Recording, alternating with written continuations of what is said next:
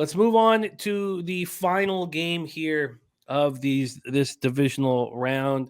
It's almost sad that we're here because that means we only have 3 games left to cap after this for the rest of the season. Not doing Pro Bowl? No, we're not. Okay. It's a full horse. Okay. That's all thoroughbreds that week. NFC Divisional Playoffs, Cowboys 12-5, 4-4 on the road. San Francisco 49ers 13-4, 8-1 at home. Levi Stadium in Santa Clara, California, 57 Fahrenheit, partly cloudy, 10 miles per hour is the win. Let's take a look at the line history here for this one. This one opened up with Dallas plus 4. That didn't last long. They've been at 3.5 since then. It was at 4 for about 3 hours. Totals wise, opened up at 46, juice to the over. There's been a 6-cent move to the over, so it's probably at 46.5 with other books, but Pinnacle hanging the 46 at minus 116. Go over to the cash flow in this one. We have 10,037 tickets in. 32% of the tickets are on Dallas and 58% of the cash. So the bigger bets are on Dallas at this point. 35% of the tickets and 85% of the cash is on the under, but market slightly moving towards the over. Spenny Penny Bombs is on the Niners minus 3.5. Harold Williams says Niners. The Cowboys lost to the 49ers in the wildcard round last year, 23-17. And now they're on the short end of the stick when it comes to rest. We already heard Andy talk about how this is the 4th straight road game for the Cowboys. But they come into this on short rest. They beat the Bucs 31-14 on Monday night, their first playoff road win in 30 years. NFL teams that have 5 days of rest are 9-24 against opponents that have a full week off. Dak Prescott was excellent, 25-33 for 305 yards, 4 touchdowns, no picks. He also ran 7 times for 24 yards and a touchdown. He played turnover-free football for the first time in 8 games. The Cowboys are undefeated this year when they don't throw an interception, 6-0. Dalton Schultz had 7 catches for 95 yards and 2 touchdowns. CeeDee Lamb had 4 for 68 and a touchdown. Tony Pollard ran 15 times for 77 yards. Zeke did not look good, ran 13 times for just 27 yards. The Cowboys averaged 3 yards per carry in the last 4 weeks of the regular season. That was tied for 3rd worst in the NFL. We talked about how their ground attack changed when Terrence Steele got hurt versus the Texans. Their guard. The defense was very strong. They held the Bucs to 1 of 3 in the red zone. They got 2 sacks, hit Brady 6 times. Jaron Kearse had a pick. The Cowboys have struggled to stop the run this season. They're 17th in the league in opponent yards per carry, and we know what the 49ers' plans are going to be. The Cowboys' defense rated 2nd in defensive DVOA. The 49ers' defense rated 1st in total defensive DVOA. So I can understand the look on the under in this one. The 49ers defense and the Cowboys defense are very strong. Jason Peters suffered a hip injury, and the short rest is not going to help. He's a 40-year-old guy. He's been solid this year, and his absence could lead to more pressure on Prescott. The 49ers are 6-0 against the spread in their last 6 home games. They're 8-0 against the spread in their last 8 games against NFC opponents. And now they have 2 extra days of rest than the Cowboys. They come in off a dominant 41-23 victory at home over the Seahawks. They've won 11 straight. Over that 11-game winning streak, they're beating opponents by an average score of 31-15. They've scored more than 30 points in 8 of those games. They've given up 20 points or less in 9 of them. They put up 505 yards of offense against the Seahawks. Purdy was excellent, 18-30 for 332 yards, 3 touchdowns, no interceptions. He also ran 4 times for 16 yards and a touchdown. 332 yards passing were the 2nd most ever by a rookie in the playoffs. He became the first rookie quarterback ever to account for 4 touchdowns in the playoff game. He tied an NFL record for rookies set by Justin Herbert with his 7th straight game with multiple TD passes. The guy's rolling, and he's started 6 games this year. They're 6-0, and he's thrown 13 touchdowns and 4 picks. In games where Purdy's taken the majority of the snaps, the 49ers are 7-0, averaging 34.6 points per game. He had a 107.3 passing rating during the regular season. It was 131.5 in that postseason debut. The Seahawks only sacked Purdy once. They hit him 3 times. San Francisco's offensive line is capable of, I don't want to say neutralizing Micah Parsons in the Dallas pass rush, but we know the strength of the Cowboys defense is their pass rush, and the Niners offensive line can slow that down. Deebo Samuel caught 6 for 133 yards and a touchdown, ran 3 times for 32 yards. What a playmaker he is. Brandon Ayuk caught 3 for 73. Christian McCaffrey ran 15 times for 119 yards, caught 2 passes for 17 yards and a touchdown. He's played 12 games for the Niners, and he has 12 touchdowns. The 49ers averaged 394 yards from scrimmage in the last 4 weeks of the regular season. That was 3rd best in the NFL. They threw for 8.9 yards per attempt over those 4 weeks. That's the best in the NFL. 6 touchdowns were 20-plus yards in the last 4 weeks of the regular season. That's the most in the NFL. Now, the teams that the Niners were playing were not very strong, and the Cowboys are the best team that Purdy will have played. The Niners' defense was tough, 3 sacks. The 49ers allowed 3.5 yards per carry over the last 4 weeks of the regular season, tied for 2nd best in the NFL. They allowed just 15.2 points per game this year.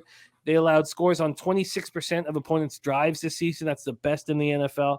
If you're trying to find the weakness in the 49ers, you could say it's their secondary, 11th in the NFL in opponents' yards per pass, and then 8.2 yards per throw they've allowed over their last 3 games.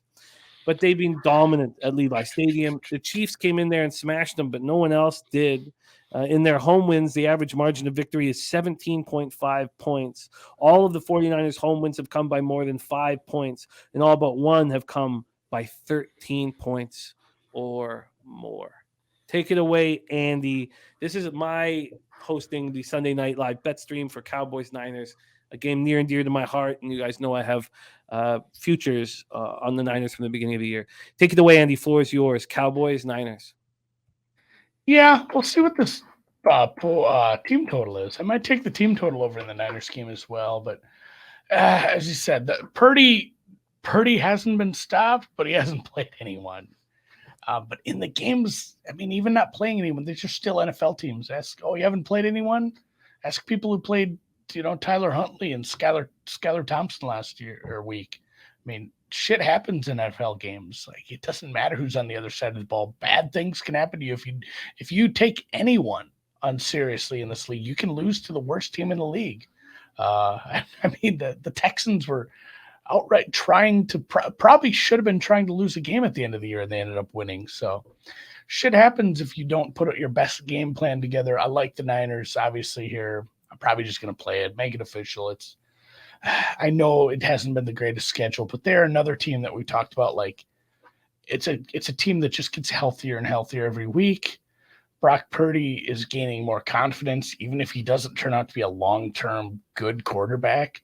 The fact that he has a genius offensive coach kind of putting this game plan together, and maybe Shanahan wouldn't look like such a genius if they didn't have, Elijah and Debo and CMC and Ayuk and Kittle and Juszczyk and everybody in this offensive line and this left tackle that's an absolute anchor. Like, they have the players. Like, that's what makes Shanahan so much better. It's like, it's easier to build a boat if you have boat building tools, I guess.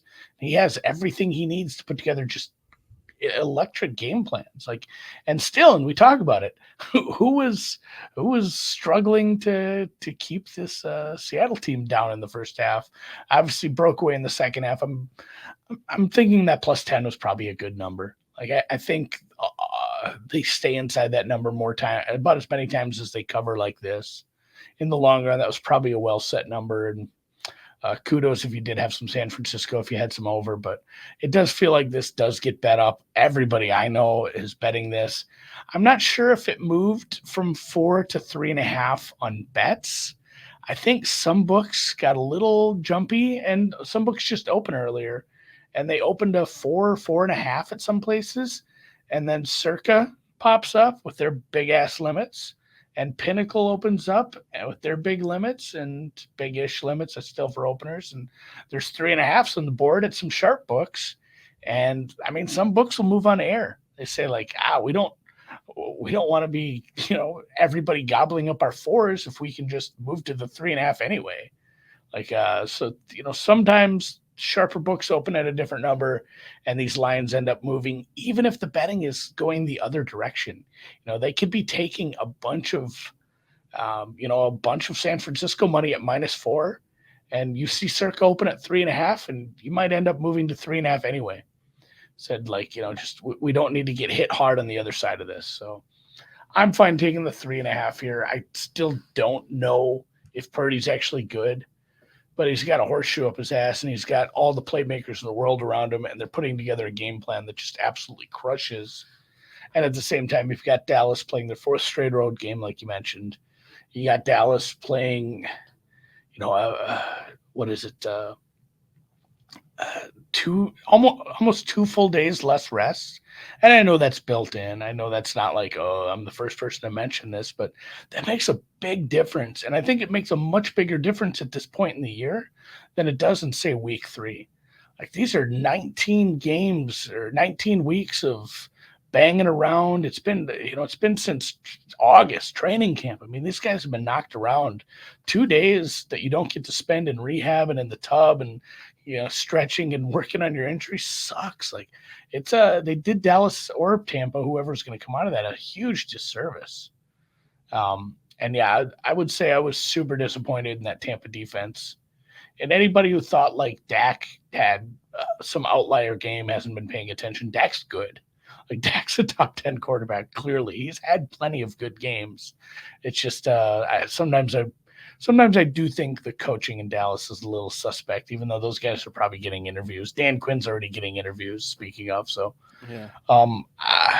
was impressed with Dallas in general, but big step up in competition. Another road game heading out west here. So I'll take Niners, and I think I'll have a decent number at 3.5.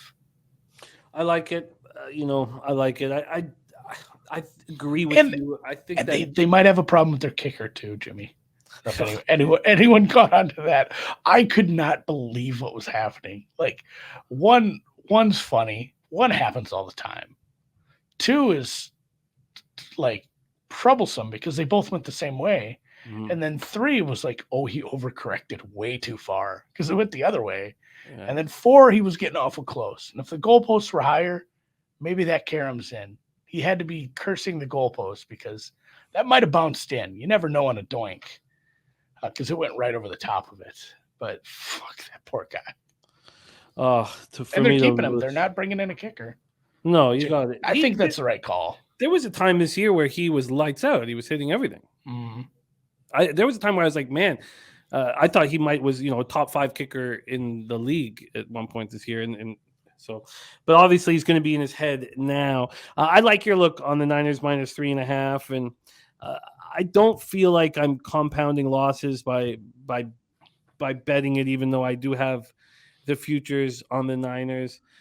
I badly want the Niners to go into Philadelphia. I think that would just be must-watch dream action for me. Total-wise, Andy, can you touch on the total here? It opened up at some books offshore at 47. It opened up at penny at 46. There's been a 6-cent move towards the over. There's 46.5s at most books right now. I like the under in this one. What do you think of it? Yeah, I'd lean that way. I think both offenses probably outperformed a little. I wish it was 48. Like, I think this number's bang on at this spot. 46, 47 is where I'd have this. If this got bet up and it went, if a bunch of money came in and we saw 48, 48.5, I'd be tempted by an under here. So, yeah, Dallas is, if Dallas gives, I should check how many runs do you think Ezekiel Elliott got? How many touches do you think he got in the game? Let's count any passes to even targets. Well, he ran 13 times for 27 yards. Yeah, 13. And then he got 2 targets. That's 15 plays he used on Zeke. If they do the same thing, and I know the game state was completely different. Like, a lot of those touches were, hey, we're running down the clock. But if they give him 8 to 10 carries in this one, it feels like the game's lost. Like, he's out of juice right now. And Pollard is patient. He's finding holes. He's knifing. He's cutting at the right spots. Like, he's just so much better. And Nutflush keeps bringing up betting a 2-point conversion for Dallas. That'll be funny if if he misses one extra point, you got to think they think about it on the next one. Yeah, it's an interesting yeah, look. If Zeke gets 10 touches, I worry about Dallas even being close in this one. It's just like kneeling. Nut Flush will be at the football game as well, with a dream spot to be in. Tickets are so expensive for this one, man. Very, very soon as the Cowboys went through, the ticket prices just skyrocketed. There's Nunya in the house. Great to see you. Sammy Comer's already on this first half under. I think this game goes under, and I'm going to not bet it tonight. But I do think of the spots, the 49ers minus 3.5 and the under in Giants Eagles, I probably will bet tonight.